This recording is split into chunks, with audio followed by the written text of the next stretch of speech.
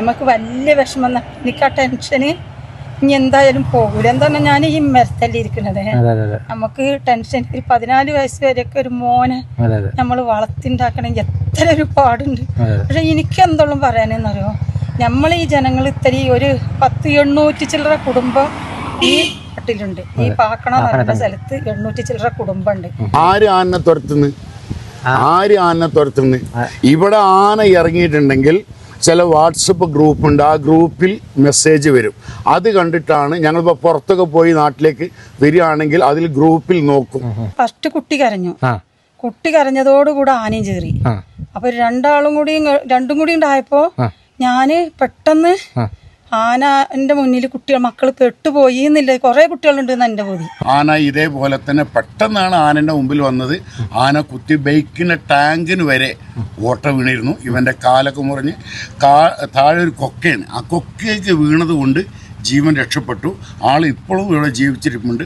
നൊണ്ടിയാണ് നടക്കുന്നത്. നമസ്കാരം, ഞാനിപ്പോൾ സംസാരിക്കുന്നത് തമിഴ്നാട്ടിലെ നീലഗിരിസ് ഡിസ്ട്രിക്റ്റിലെ പാക്കന എന്ന് പറയുന്ന പ്രദേശത്തു നിന്നാണ്. പാട്ടവയൽ എന്ന് പറയുന്ന കേരള തമിഴ്നാട് ബോർഡറിൽ നിന്ന് ഒരു 6-7 കിലോമീറ്റർ മാറിയിട്ടുള്ളൊരു പ്രദേശമാണ് പാക്കന എന്ന് പറയുന്നത്. വളരെ ദുഃഖകരമായിട്ടുള്ളൊരു വാർത്തയുമായിട്ടാണ് ഞാൻ നിങ്ങളുടെ മുമ്പിലേക്ക് വരുന്നത്. ഇന്നലെ നിങ്ങൾ ഒരുപക്ഷെ അതിൻ്റെ പോസ്റ്റും കാര്യങ്ങളൊക്കെ കണ്ടിട്ടുണ്ടാവും. എനിക്ക് ആ സംഭവം നടന്നിട്ട് ഒരു ദിവസം കഴിഞ്ഞിട്ടാണ് ഇവിടെ എത്താനായിട്ട് സാധിച്ചത്. അതായത് മിനിഞ്ഞാന്ന് വൈകിട്ട് ഇവിടെ മിസാബ് എന്ന് പറയുന്ന ഒരു 14 വയസ്സുകാരനായിട്ടുള്ള ഒരു പയ്യനെ കാട്ടാന ആക്രമിച്ച് കൊലപ്പെടുത്തുന്ന ഒരു സാഹചര്യം ഉണ്ടായി. ആ പയ്യൻ്റെ വീട്ടിലേക്ക് അവൻ വൈകിട്ട് മുടിയൊക്കെ വെട്ടിയതിന് ശേഷം, ഇന്ന് പെരുന്നാളാണ്, നമുക്കറിയാം ഇന്ന് പെരുന്നാൾ ഉള്ള ദിവസമാണ്. അപ്പോൾ പെരുന്നാൾ ആഘോഷത്തിന് വേണ്ടിയിട്ട് മുടിയൊക്കെ വെട്ടി വീട്ടിലേക്ക് പോകുന്ന വഴിക്കാണ് ഈ ഒരു സംഭവം നടന്നത്. അപ്പോൾ ഞാനിപ്പോൾ പാക്കന എന്ന് പറയുന്ന പ്രദേശത്താണ് നിൽക്കുന്നത് കേട്ടോ. അപ്പോൾ അവിടെ എന്താണ് സംഭവിച്ചതെന്നുള്ളത് നമുക്കൊന്ന് നേരിട്ട് ആ നാട്ടുകാരോടൊന്ന് ചോദിച്ച് മനസ്സിലാക്കാം. പ്രത്യേകിച്ച് നീലഗിരിസ് ഡിസ്ട്രിക്റ്റിലെ കാര്യം ഇനി ഞാൻ എടുത്ത് പറയേണ്ട ഒരു ആവശ്യമില്ല.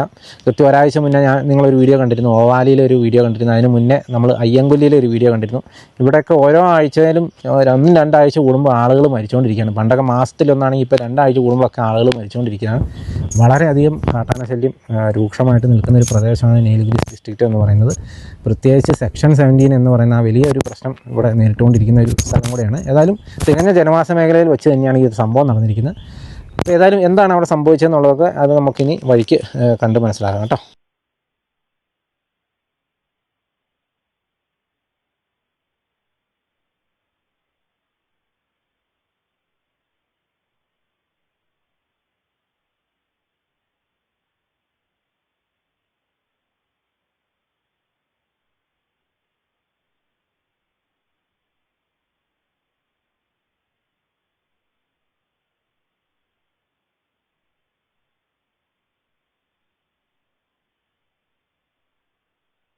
ഇപ്പോൾ ഞാൻ നിൽക്കുന്നത് ഈ ജനവാസ മേഖലയായിട്ടുള്ള സ്ഥലത്തിൻ്റെ ആ വീടുകളൊക്കെ ഉള്ളത് ഈ ഒരു പ്രദേശത്താണ്. അതിൻ്റെ തൊട്ട് പുറകിലായിട്ടുള്ളൊരു പ്രദേശമാണ്. ഇവിടെ ഞാൻ വന്നതിൻ്റെ ഉദ്ദേശം എന്താണെന്ന് വെച്ച് കഴിഞ്ഞാൽ, ആ പയ്യനെ 14 വയസ്സുകാരൻ പയ്യനെ കൊലപ്പെടുത്തിയ കാട്ടാന ഇതിലെയാണ് കയറി വന്നത് കേട്ടോ. അപ്പോൾ ഇവിടെയൊക്കെ നമുക്ക് ചവിട്ടുപാടുകൾ കാര്യങ്ങളൊക്കെ ഒക്കെ കാണാം. വലിയ കാട്ടാന തന്നെയാണ്. ആന ഇതിലെ ഇങ്ങനെ കയറി വന്നിട്ടാണ് ഈ ജനവാസ മേഖലകളായിട്ടുള്ള സ്ഥലത്തേക്ക് പോയത്. ഇവിടെയൊക്കെ തേയിലത്തോട്ടമാണ്. അപ്പോൾ ഒരുപക്ഷെ പകലൊക്കെ ആന ഇവിടെ നിന്നിട്ടുണ്ടാകും. കാരണം വൈകിട്ട് 8 മണിയോട് കൂടിയാണ് സംഭവം നടന്നത്. ഇതിലെയാണ് ഈ ആന നടന്ന് പോയിരിക്കുന്നത് കേട്ടോ. നമുക്കിവിടെ ഒരു കാൽപ്പാട് ഇവിടെ കാണാം. നമുക്ക് മനസ്സിലാകുന്നുണ്ടെന്ന് വിചാരിക്കുന്നു. ഒരു കാൽപ്പാട് ഇവിടെ കാണാം. അതുപോലെ ഇവിടെ ഒരു കാൽപ്പാട് കാണാം കേട്ടോ. ഇതുണ്ടോ, അത്യാവശ്യം തിരക്കേടില്ലാത്ത വലിപ്പമുള്ള ഒരു ആന തന്നെയാണ്. ഇതിലെ ഇങ്ങനെ ഈ വഴിക്കാണ് നടന്ന് ആന പോയിരിക്കുന്നത് കേട്ടോ. അപ്പോൾ നമുക്ക് ഏതായാലും ആന നടന്ന് വന്ന ആ ഒരു വഴി നമുക്ക് കാണാം കേട്ടോ. നമുക്ക് ഇതിലെയാണ് ആന നടന്നു പോയത്. ഇപ്പോൾ എനിക്ക് ഈ ഭാഗത്തേക്ക് നോക്കിയാൽ ഇവിടെ തേയിലത്തോട്ടവും കാര്യങ്ങളൊക്കെ കാണാം. ഇവിടെ തൊട്ട് പുറകിലായിട്ട് നോക്കിയാൽ കഴിഞ്ഞാൽ നിങ്ങൾക്ക് കണ്ടോ ചക്കയും കാര്യങ്ങളൊക്കെ കിടക്കുന്നുണ്ട്. ആന ഇതൊക്കെ നോക്കിയാണ് ഇതിലെ വന്നിരിക്കുന്നത്. നമുക്ക് ഈ മരത്തെ കൂടെ ആന കുത്തിയ പാടുകൾ കാണാം. പ്രത്യേകിച്ച് ഇവിടെ തൊട്ടിപ്പറ ഒരു മാവുണ്ട്. ഈ മാവേൽ ആന കുത്തിയതിൻ്റെ കൊമ്പിൻ്റെ പാട് നമുക്ക് കൃത്യമായിട്ട് കാണാം കേട്ടോ. ഇതുണ്ടോ ആനയുടെ കൊമ്പ് കൊണ്ട പാടാണ് ഈ കാണുന്നത്. ഇപ്പറ സൈഡിലും കാണാം ഇതേപോലെ. പിന്നെ അന്ന് മാങ്ങ പറിക്കാനായിട്ട് കുലുക്കാനായിട്ട് ആന കുത്തി. ഈ അടുത്തൊന്നും ആയിരിക്കില്ല, ചിലപ്പോൾ കഴിഞ്ഞ വർഷമൊക്കെ ആയിരിക്കും. പക്ഷേ ഏതായാലും ആന ഇതിലെ സ്ഥിരം വരാറുണ്ടെന്നുള്ളതിൻ്റെ തെളിവാണിത്. അപ്പോൾ ഏതായാലും ഈ വഴി കൂടെ തന്നെയാണ് ആന പാസ് ചെയ്ത് പോയിരിക്കുന്നത്. അപ്പോൾ നിങ്ങൾക്ക് ഇവിടെ ഈ സ്ഥലത്തിൻ്റെ ഒരു ദൃശ്യങ്ങൾ ഇപ്പോൾ കാണുമ്പോൾ മനസ്സിലാവും. അങ്ങോട്ടും ഇങ്ങോട്ടും ഒക്കെ വീടുകളായി, എല്ലാം വീടുകളുള്ള സ്ഥലമാണ്. റോഡ് സൈഡിലേക്കാണ് നമ്മളിപ്പോൾ പോയിക്കൊണ്ടിരിക്കുന്നത്. അതുകൊണ്ടോ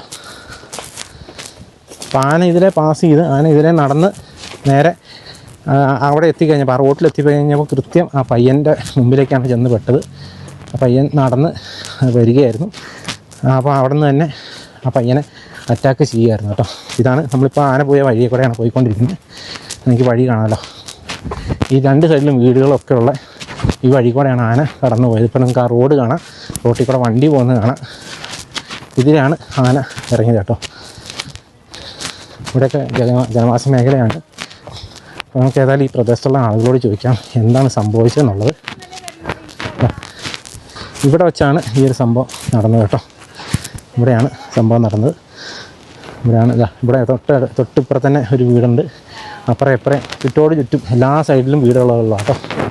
എല്ലാ സൈഡിലും നോക്കിയോ നിങ്ങൾക്ക് എല്ലായിടത്തും ഒന്ന് റൊട്ടേഷൻ അടിച്ചോ വീടുകൾ കാണണമെങ്കിൽ. ഇവിടെയാണ് ഈ സംഭവം നടന്നത് കേട്ടോ. അപ്പോൾ ആന അവിടെ നിന്ന് ഇറങ്ങി വന്ന് ഇവിടെ വെച്ചാണ് അറ്റാക്ക് ഉണ്ടായത്. പയ്യൻ്റെ ബോഡി ഇവിടെയാണ് കിടന്നത്, ഈ ഒരു ഭാഗത്ത്, ഈ കുപ്പി കിടന്ന ഈ ഒരു ഭാഗത്തായിട്ടാണ് കിടന്നത്.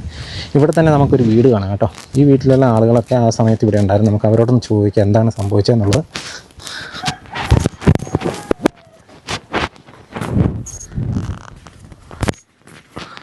പേരെന്താ? ഖദീജ. എത്ര മണിയായപ്പോഴാണ് മിനിങ്ങാന്ന് ദിവസം? 7:30 ആയപ്പോൾ. എങ്ങനെയാ അത് മനസ്സിലായ? ആന ചിഹ്നം വിളിക്കുമോ അങ്ങനെ എന്തെങ്കിലും? അങ്ങനെയല്ല, ഫസ്റ്റ് കുട്ടി കരഞ്ഞു. കുട്ടി കരഞ്ഞതോടുകൂടെ ആനയും ചേറി. അപ്പൊ രണ്ടും കൂടി ഉണ്ടായപ്പോ ഞാന് പെട്ടെന്ന് ആനന്റെ മുന്നിൽ മക്കള് പെട്ടുപോയി എന്നില്ല, കുറെ കുട്ടികളുണ്ട് എന്റെ ബോധി. അപ്പൊ ഈ ഒരു കുട്ടി തന്നെ ഉള്ളൂ. പക്ഷെ എനിക്ക് പെട്ടെന്ന് അങ്ങനെ തോന്നിപ്പോയി. അതിൽ ഞാൻ പെട്ടെന്ന് അങ്ങനെ നീച്ച് എനിക്ക് പുറത്തേക്ക് വരാൻ, ആനയല്ലേ, ആനന്റെ മുമ്പ് നമുക്ക് എങ്ങനെയാലും വരാൻ പറ്റൂലല്ലോ. അപ്പോ പിന്നെ കുറച്ച് കഴിഞ്ഞപ്പോ ആനന്റെ ഒച്ചയില്ല, കുട്ടിന്റെ ഒച്ചയില്ല. അപ്പൊ ഞാൻ വിചാരിച്ചു കുട്ടി ഓടിക്കഴിച്ചിലായി. സമാധാനത്തില് ആനന്റെ ഒച്ച ഞാൻ കേട്ടതല്ലേ, അപ്പൊ ആന എന്തായാലും ഉണ്ടാകുന്നില്ല ഉറപ്പാണ്. അപ്പൊ ഞാൻ അങ്ങനെ വീടിന്റെ ഉള്ളിൽ പോയി നിസ്കാരം ഉപ്പായം കഴിച്ചിട്ടിട്ട് കോലായിൽ വന്ന് നോക്കി. 5 മിനിറ്റ് ആയിക്കണം. അപ്പൊ ഞാൻ വിചാരിച്ചു ഓടിക്കഴിച്ചിലായിക്കുന്നു. പിന്നെ അവിടെ ഒരു വണ്ടി വന്ന് നിന്നപ്പോ അവിടുത്തെ ആൾക്കാർ അതിൽ ഒരാൾ പറയുന്നുണ്ട് ഒരു കുട്ടി ഇതവിടെ കിടക്കണ. അപ്പൊ എനിക്ക് ഉറപ്പായി ആ കുട്ടീനെ എന്തോ കട്ടിയെന്ന്. അതിൽ അവിടുന്ന് നിറയെ ആൾക്കാർ വന്നു, ഇവിടുന്ന് നിറയെ ആൾക്കാർ വന്നു. ഞങ്ങൾ പോയി എല്ലാവരും ഇവിടെ വന്ന് ഇവിടെ തന്നെയാണ് കടന്നിരുന്നത്. അതിൽ ഇങ്ങനെ കുട്ടീനെ ഇങ്ങനെ തട്ടി ഇവിടെ വെച്ചങ്ങാണ്ട് തട്ടിയപ്പോ കുട്ടി ഇങ്ങനെ കണ്ണ് വീച്ചിട്ട് പറഞ്ഞു ഞങ്ങളെല്ലാരും ഉണ്ട്, പേടിച്ച മോനെ പേടിച്ചണ്ട, ഞങ്ങളൊക്കെ ഉണ്ട് എന്ന് പറഞ്ഞു കൊടുത്ത ആൾക്കാർ. അത് പറഞ്ഞപ്പോ പിന്നെ ഞാൻ പറഞ്ഞു ലേശം വെള്ളം കൊടുക്കാന്ന്. അപ്പൊ ഒരു വെള്ളം കൊടുത്തില്ല, കൊടുക്കാൻ പാടില്ല എന്ന് എനിക്കറിയില്ല. അപ്പൊ ഞാൻ കൊടുക്കാന്ന് പറഞ്ഞപ്പോ ഒരു വേണ്ട പറഞ്ഞു. അങ്ങനെ വണ്ടിയിൽ എടുത്തിട്ടിട്ട് ആ വണ്ടി തന്നെ തിരിച്ചങ്ങാണ്ട് കൊണ്ടുപോയി.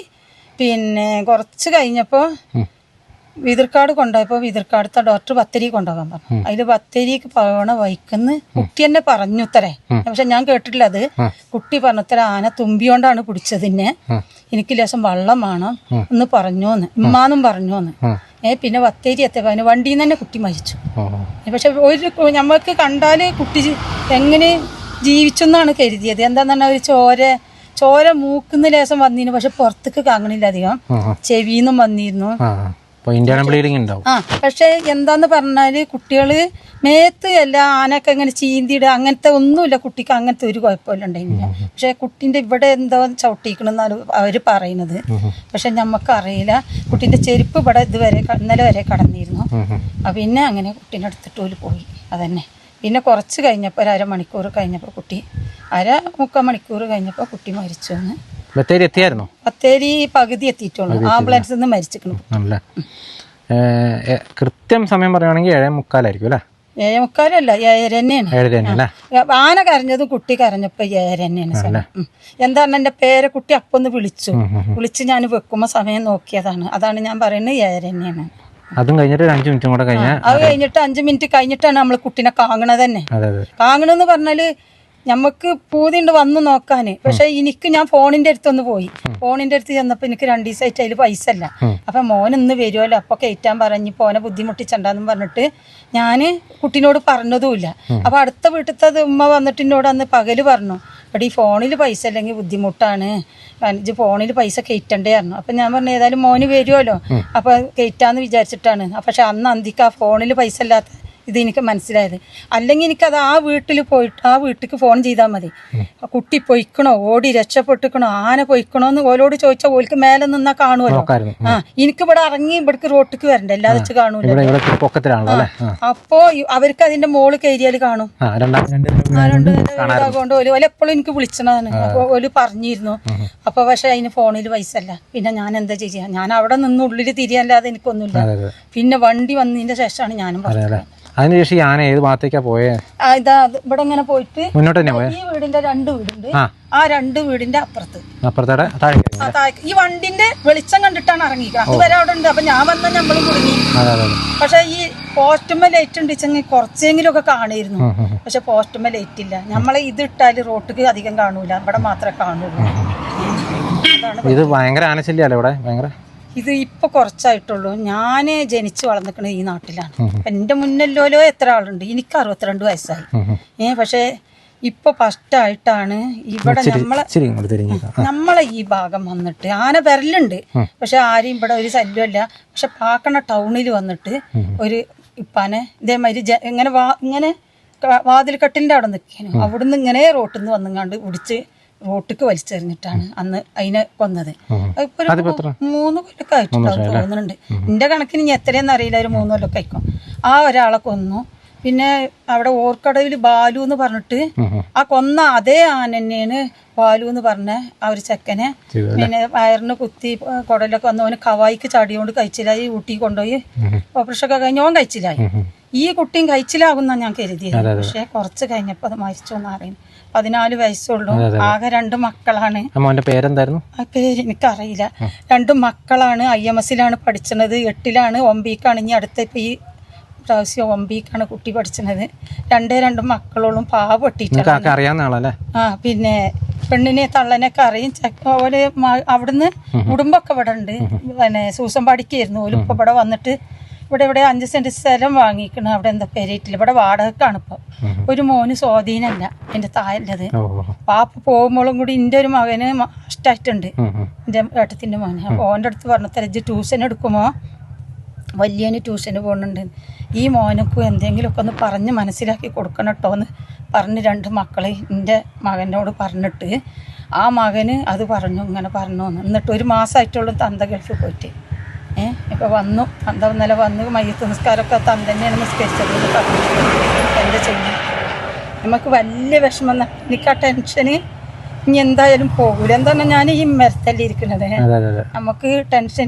14 വയസ്സ് വരെയൊക്കെ ഒരു മോനെ നമ്മൾ വളർത്തിണ്ടാക്കണമെങ്കിൽ എത്ര ഒരു പാടുണ്ട്.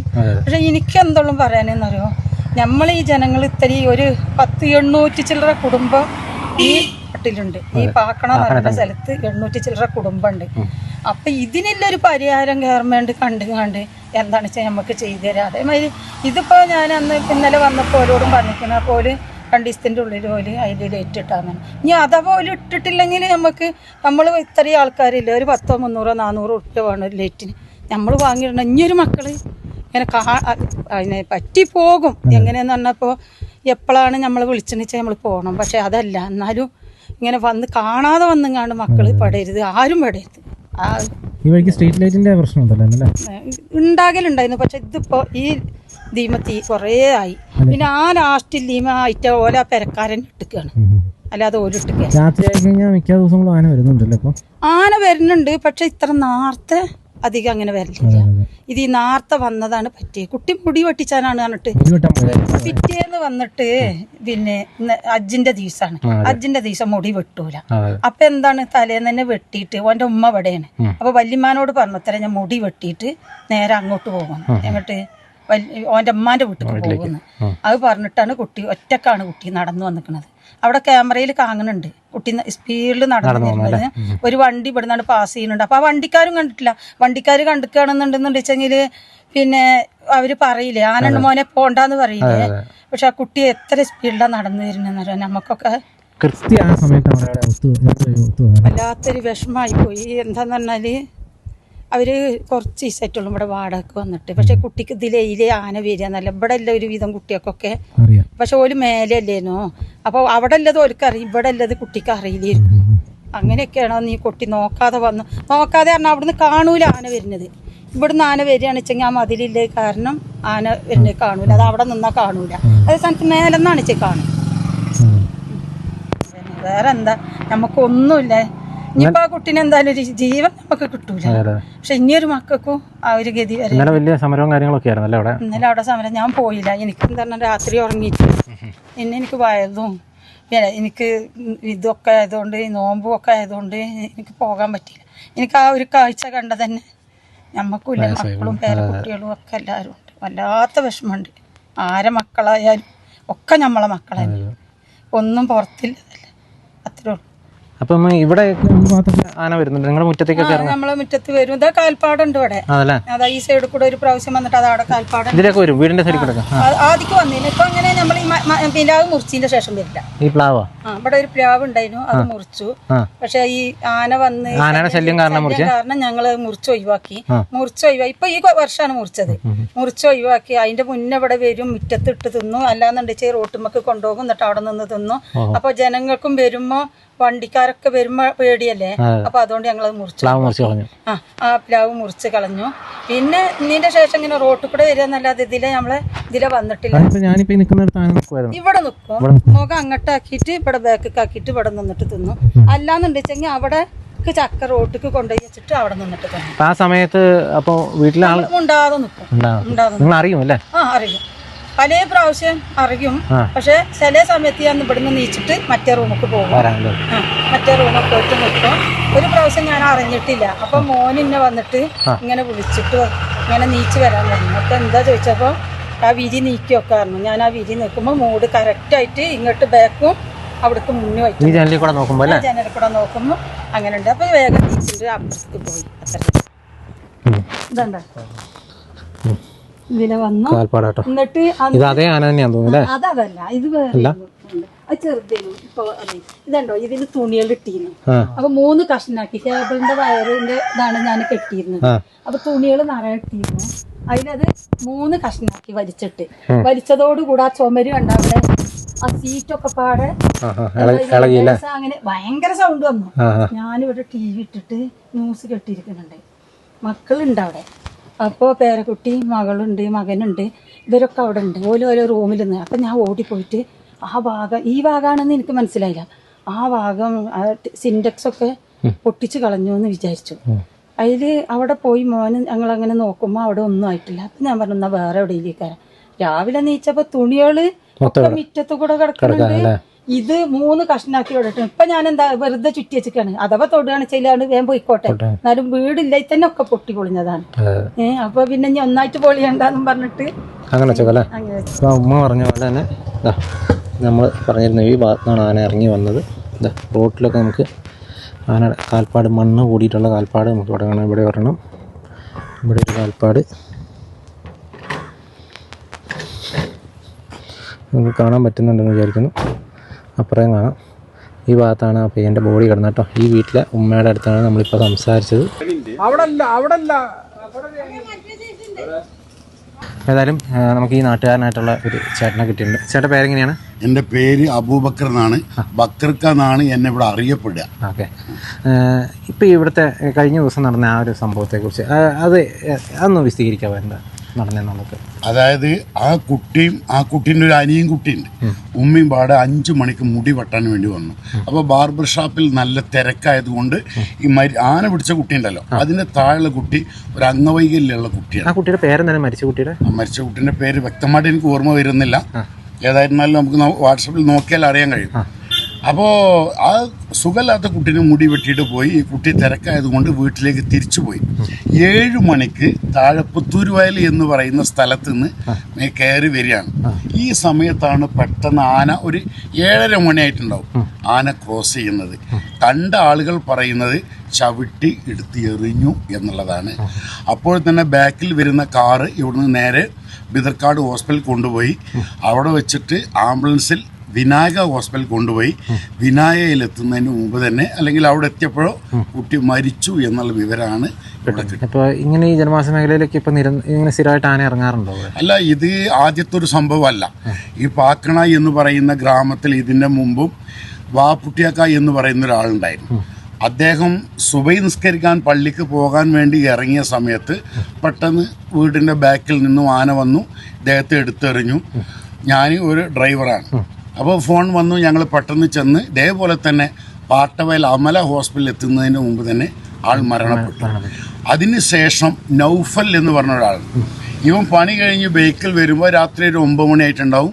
ആന ഇതേപോലെ തന്നെ പെട്ടെന്നാണ് ആനൻ്റെ മുമ്പിൽ വന്നത്. ആന കുത്തി ബൈക്കിൻ്റെ ടാങ്കിന് വരെ ഓട്ട വീണിരുന്നു. ഇവൻ്റെ കാലൊക്കെ മുറിഞ്ഞ് താഴെ ഒരു കൊക്കയാണ്, ആ കൊക്കയ്ക്ക് വീണത് കൊണ്ട് ജീവൻ രക്ഷപ്പെട്ടു. ആൾ ഇപ്പോഴും ഇവിടെ ജീവിച്ചിരിപ്പുണ്ട്. നൊണ്ടിയാണ് നടക്കുന്നത്. പിന്നെ അതിന് ശേഷം ഇവിടെ തൊട്ടടുത്ത് തന്നെ മാറോല ആബിദ് എന്ന് പറഞ്ഞ ഒരു ഓട്ടോ ഡ്രൈവറുണ്ട്. ഇവന് ഒരു 6:30 മണിക്ക് റാക്കൂട് പള്ളിൻ്റെ അവിടുന്ന് ഒരു പെണ്ണിന് ട്രിപ്പ് വരികയായിരുന്നു. വരുന്ന സമയത്ത് ആന റോട്ടിന് തന്നെ ചെല്ലുകയാണ്. ആനൻ്റെ വരവ് അത്ര പന്തിയല്ല എന്ന് കണ്ടപ്പോൾ ഇവർ രണ്ടാളും ഇറങ്ങി ഓടി. പക്ഷെ ആന പിന്നാലെ കൂടി ചെടിൻ്റെ ഉള്ളിലായതുകൊണ്ട് രക്ഷപ്പെട്ടു. ഈ പെണ്ണിൻ്റെ നട്ടലിന് ചെറിയ കംപ്ലൈൻറ്റ് ഉണ്ടായിരുന്നു. ഇവർക്കും ശരീരത്തിൻ്റെ അവിടെ ഇവിടെയൊക്കെ മുറി ഇതൊക്കെ സംഭവിച്ചെങ്കിലും ജീവൻ അപായമൊന്നും ഉണ്ടായില്ല. ഇത് മാത്രമല്ല, ഇവിടെ അടുത്ത പ്രദേശങ്ങളിലൊക്കെ ബിദർക്കാടൊക്കെ ഉണ്ടല്ലോ. അതെ, ബിദർക്കാട് പുലി പിടിച്ച സംഭവമൊക്കെ നിങ്ങൾ കേട്ടിട്ടുണ്ട്. കുറച്ച് മുന്നേ ഒരാളെ കൊന്നിട്ടില്ല. അതെ.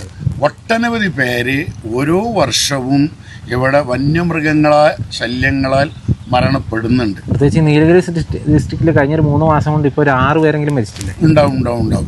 കാരണം ചേരമ്പാടി ഭാഗം, അതേപോലെ ഓവാലി, ചേരമ്പാടി, അയ്യങ്കൊല്ലി ഇവിടങ്ങളിലൊക്കെ ഇത് ഒരു എന്താണെന്ന് പറയാ, നമുക്കിവിടെ ഒരു കൃഷി വരെ ചെയ്യാൻ പറ്റാത്ത, ഒരു 7 മണി കഴിഞ്ഞാൽ പുറത്തേക്ക് ഇറങ്ങാൻ പറ്റാത്ത ഒരു അവസ്ഥയാണ് ഉള്ളത്.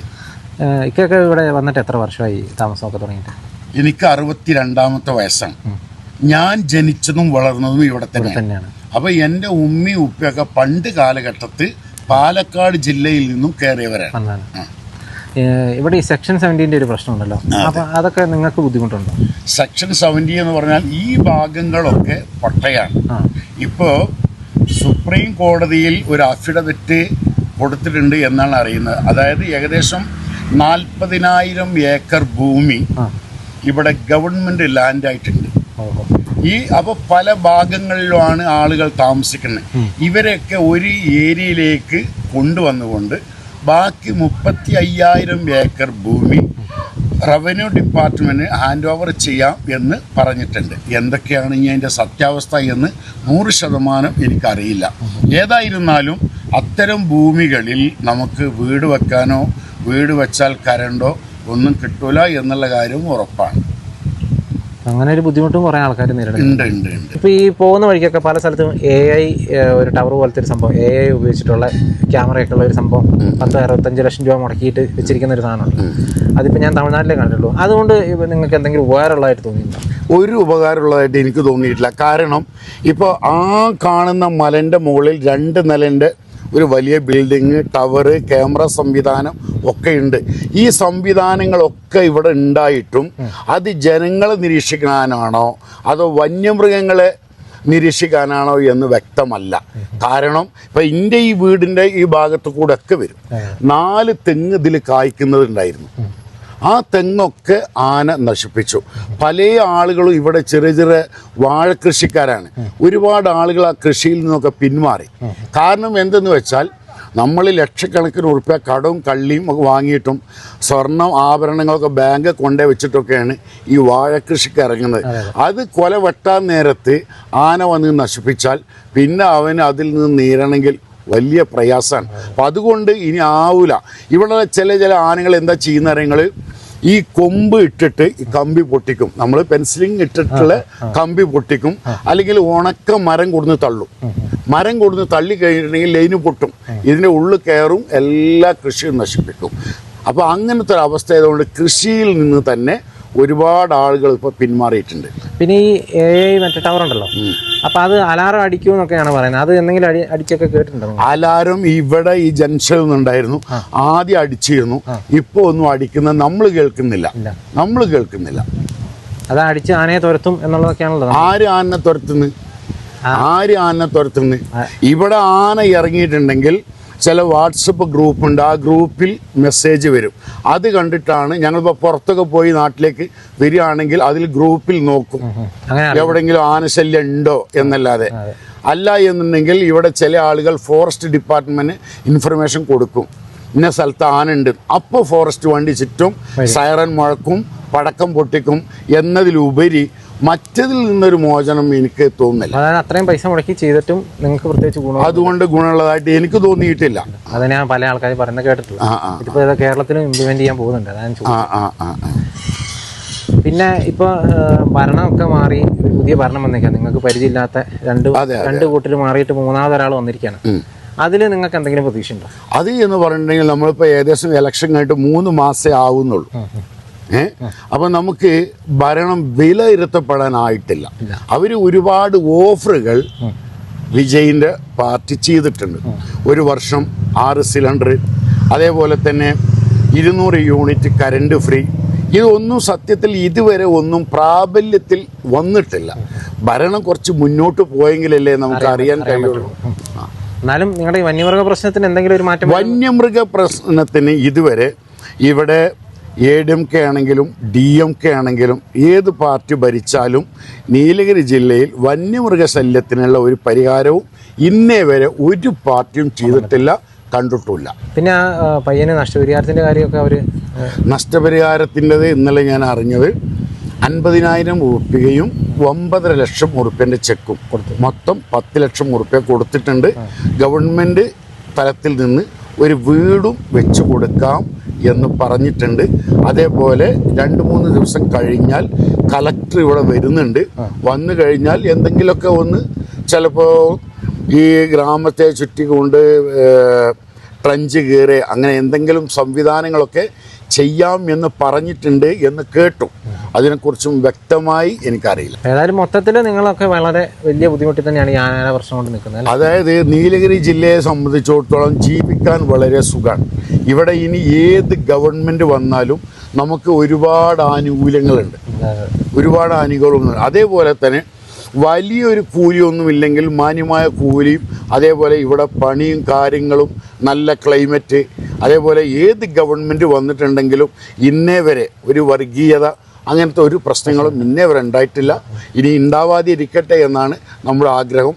പക്ഷേ ഈ ഒരു പ്രശ്നം മാത്രമാണ് ഈ നീലഗിരി ജില്ലയിലെ മക്കൾ ഇപ്പോൾ ഒന്ന് ഈ വന്യമൃഗശല്യം, രണ്ടാമതായിക്കൊണ്ട് നമുക്കൊരു വീട് വെക്കണമെങ്കിൽ അപ്രൂവൽ കിട്ടണമെങ്കിൽ ആദ്യമൊക്കെ പഞ്ചായത്ത് അല്ലെങ്കിൽ മുനിസിപ്പാലിറ്റി കോർപ്പറേഷനിൽ കിട്ടിയിരുന്നു. ഇപ്പം നമ്മളെന്താണ് കളക്ടർ മുഖാന്തരം കിട്ടുള്ളൂ. അങ്ങനെയൊക്കെയുള്ള ചെറിയ ചെറിയ പ്രശ്നങ്ങളുണ്ട്. നമ്മളിപ്പോൾ കണ്ടുകൊണ്ടിരിക്കുന്നത് അവർ സ്ട്രീറ്റ് ലൈറ്റ് ഇപ്പോൾ പെട്ടെന്ന് ഇങ്ങനെയൊരു സംഭവം ഇൻസിഡൻറ്റ് നടന്നതിൻ്റെ ഫോളോ അപ്പ് ആയിട്ട് പെട്ടെന്ന് തിരക്കിട്ട് സ്ട്രീറ്റ് ലൈറ്റ് സെറ്റ് ചെയ്യുന്നൊരു കാഴ്ച ഉണ്ട് തന്നെ. അതാണ് നമ്മുടെ നാട്ടിലൊരു പ്രശ്നം. എന്തെങ്കിലും ഒരു പ്രശ്നം ഉണ്ടാകുമ്പോൾ മാത്രം വർക്ക് ചെയ്യുന്ന സിസ്റ്റമാണ് ഇവിടെ എല്ലാം ഉള്ളത്. അതാണ് ഇപ്പോൾ നമ്മളിപ്പോൾ ലൈവായിട്ട് കണ്ടുകൊണ്ടിരിക്കുന്നത് കേട്ടോ. ഞങ്ങൾ ഇങ്ങോട്ട് വന്ന വഴിക്ക് പല സ്ഥലത്തും ഫോറസ്റ്റ് ഉദ്യോഗസ്ഥർ സ്ട്രീറ്റ് ലൈറ്റ് പിടിപ്പിക്കുന്ന രംഗം നമ്മൾ കണ്ടിരുന്നു. ഏതായാലും നമുക്കിപ്പോൾ ലൈവായിട്ട് കാണാം കേട്ടോ. ഇതൊക്കെ ഇവർ കുറച്ച് നേരത്തെ ഇവരൊക്കെ പ്രവർത്തിച്ചിരുന്നെങ്കിൽ ഒരുപക്ഷെ ആ ലൈറ്റിൽ ആ കുട്ടിക്ക് വെളിച്ചം കണ്ട് ആനയെ ഒഴിവാക്കാനെങ്കിലും സാധിച്ചതിനെ. കുട്ടി നേരിട്ട് ആനയുടെ മുമ്പിൽ ചെന്നപ്പോഴാണ് ആനയെ കണ്ടതും അങ്ങനെയാണ് ഈ അപകടം പറ്റിയത് കേട്ടോ. അതായത് വളരെ ദുഃഖകരമായിട്ടുള്ളൊരു സംഭവം തന്നെയാണ് നടന്നത്. ഞങ്ങളിപ്പോൾ ഇവിടെ വീഡിയോ എടുത്തുകൊണ്ട് നിന്നപ്പോൾ നിങ്ങൾക്ക് ദൃശ്യങ്ങൾ കാണാൻ തോന്നുന്നു. ഒരു മലയണ്ണൻ ഈ വീടുകളുടെയൊക്കെ തൊട്ട് സൈഡിൽ ഈ മരത്തേലിരിക്കുന്ന രംഗമായിട്ടോ നമ്മളിപ്പോൾ കണ്ടുകൊണ്ടിരിക്കുന്നത്. ഇപ്പോൾ നമ്മൾ കണ്ടല്ലോ, ഇതാണ് നമ്മളിന്ന് പാക്കന എന്ന് പറയുന്ന പ്രദേശത്ത് പോയപ്പോൾ കണ്ട ഒരു വളരെ ദാരുണമായൊരു കാഴ്ചയും അവർ പറഞ്ഞ കാര്യങ്ങളൊക്കെ കേട്ടു. ആ സംഭവം അവർ നമുക്ക് പറഞ്ഞു തന്നു. വളരെ ദുഃഖകരമായിട്ടുള്ളൊരു സംഭവം തന്നെയാണ്. 14 വയസ്സ് മാത്രം പ്രായമുള്ള മിഷാബ് എന്ന് പറയുന്ന ആ ഒരു പയ്യൻ ഇന്ന് പെരുന്നാളാണ്, പെരുന്നാളിൻ്റെ ദിവസമാണ്. അപ്പോൾ മുടി വെട്ടാനൊക്കെ ആയിട്ട് മിനിഞ്ഞാന്ന് വൈകിട്ട് പാക്കന ടൗണിൽ പോയിട്ട് തിരിച്ച് വരുന്ന വഴിക്കാണ് ഈ ഒരു സംഭവം നടന്നത്. നമ്മൾ ആ പ്രദേശം എല്ലാം കണ്ടു. ആ വീടിൻ്റെ മുമ്പസ്ത്ത് വെച്ചാണ്. ഒച്ച കേട്ടിരുന്നുവെങ്കിൽ പോലും ആ ചേച്ചിക്ക്, ആ ഉമ്മയ്ക്ക് മനസ്സിലായില്ല എന്താണ് സംഭവിച്ചതെന്നുള്ളത്. 5 മിനിറ്റെങ്കിലും അവിടെ റോട്ടിൽ കിടന്നിട്ടുണ്ട്. അതിന് ശേഷമാണ് ഇത്തരത്തിൽ അവർക്ക് മനസ്സിലായത്, അല്ലെങ്കിൽ അതിലെ പോയ വണ്ടിക്കാർക്ക് മനസ്സിലായത്. ഏതായാലും വളരെ ദൗർഭാഗ്യകരമായ ഒരു വിഷയം തന്നെയായിപ്പോയി. നീലഗിരി ഡിസ്ട്രിക്റ്റിനെ കുറിച്ച് പറയുകയാണെങ്കിൽ നമുക്കറിയാം, ഇവിടെ ഇത് പുതുമയുള്ള ഒരു കാര്യമല്ല. ഒന്നും രണ്ടും ഒന്നുമല്ല, നിരവധി ആളുകളാണ് ഇതേപോലെ കാട്ടാന ആക്രമണത്തിൽ കൊല്ലപ്പെടുന്നത്. കഴിഞ്ഞ ഒരു 3 മാസത്തെ കണക്കിന് എടുത്തു കഴിഞ്ഞാൽ 6 പേരെങ്കിലും ആനയുടെ ആക്രമണത്തിലും ഒരു 2 പേരെങ്കിലും കടുവയുടെ ആക്രമണത്തിലും കൊല്ലപ്പെട്ടിട്ടുണ്ട്. ഇങ്ങനെ മനുഷ്യന് ആഴ്ചയ്ക്ക് എന്ന് പറയുന്ന പോലെ മനുഷ്യർ കൊല്ലപ്പെടുന്ന ഒരു ജില്ലയായി മാറിയിരിക്കുകയാണ്. ഇവിടെ ആളുകൾ നേരിടുന്ന പ്രശ്നങ്ങളും കാര്യങ്ങളൊക്കെ നമ്മൾ പറഞ്ഞു. ഏതായാലും വളരെ സങ്കടങ്ങൾ കേട്ടോ. അത്രയും ചെറു പ്രായത്തിലുള്ള 14 വയസ്സ് മാത്രം പ്രായമുള്ള ഒരു കുട്ടിക്കും കൂടെ ജീവൻ നഷ്ടപ്പെട്ടെങ്കിൽ ആരാണ് ഇതിന് ഉത്തരവാദി എന്ന് നമ്മളൊക്കെ ചിന്തിക്കേണ്ടിയിരിക്കുന്നു. ആരുടെ തെറ്റുകൊണ്ടാണ് ഇത് സംഭവിച്ചത്? വെറും 14 വയസ്സുള്ള ഒരു കുട്ടിക്ക് ഈ ഭൂമിയിൽ നിന്ന് ജീവൻ നഷ്ടപ്പെട്ടിട്ടുണ്ടെങ്കിൽ അതിൻ്റെ ഉത്തരവാദിത്വം തീർച്ചയായിട്ടും ഇവിടെയുള്ള അധികാരികൾക്കൊക്കെ തന്നെ ഉണ്ട്. അതിൽ നിന്നും ഒഴിഞ്ഞു മാറാനായിട്ട് അവർക്ക് സാധിക്കില്ല. കാരണം ഈ വന്യജീവികളെ കാട്ടിൽ നിലനിർത്തേണ്ട, അല്ലെങ്കിൽ നാട്ടിലേക്ക് ഇറങ്ങി ജനങ്ങൾക്ക് ബുദ്ധിമുട്ടുണ്ടാകാതെ നോക്കേണ്ട ഉത്തരവാദിത്തമുള്ള ആളുകൾ നോക്കാത്തതുകൊണ്ട് തന്നെയാണ് ഇതൊക്കെ സംഭവിച്ചത് കേട്ടോ. ഏതായാലും ഇത്തരം ഒരു ദുഃഖകരമായിട്ടുള്ള ഒരു വാർത്ത നിങ്ങളുടെ മുമ്പിലേക്ക് എത്തിച്ചുകൊണ്ട് ഈ വീഡിയോയുടെ അവസാനിപ്പിക്കണം. അപ്പോൾ വീണ്ടും മറ്റൊരു ദിവസം മറ്റൊരു എപ്പിസോഡുമായി വീണ്ടും കാണാം. Thank you.